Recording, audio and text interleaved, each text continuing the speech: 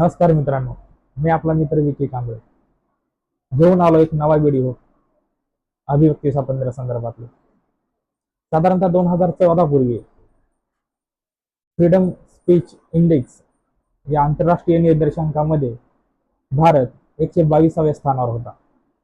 तोच 2024ला जवळपास 161व्या स्थानावर आला. म्हणजे एवढी घसरण अभिव्यक्ती स्वातंत्र्याच्या बाबतीत भारताची झाली.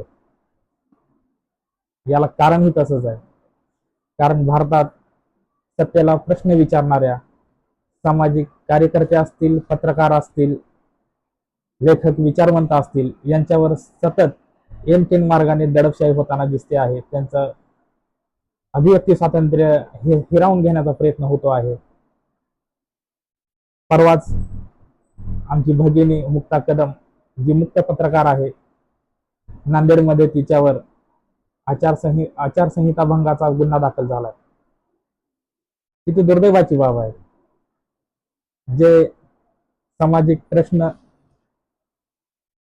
जनमानसात घेऊन जाऊन जनजागृती करतात, सत्ताधाऱ्यांना प्रश्न विचारतात, जाब विचारतात, अशा कार्यकर्त्यांवर अशी दडपशाही करणं, त्यांचा अभिव्यक्ती स्वातंत्र्याचा हक्क हिरावून घेणं हे कितपत योग्य आहे? ना त्या कुठल्या पक्षाच्या कार्यकर्त्या म्हणून तिथे गेल्या होत्या, ना कुठल्या पक्षाचा प्रचार त्या करत होत्या, ना कुठल्या राजकीय पक्षाच्या त्या उमेदवार होत्या. फक्त मतदानाविषयी जनजागृती करणे जर हा गुन्हा असेल तर प्रश्न पडतो, भारत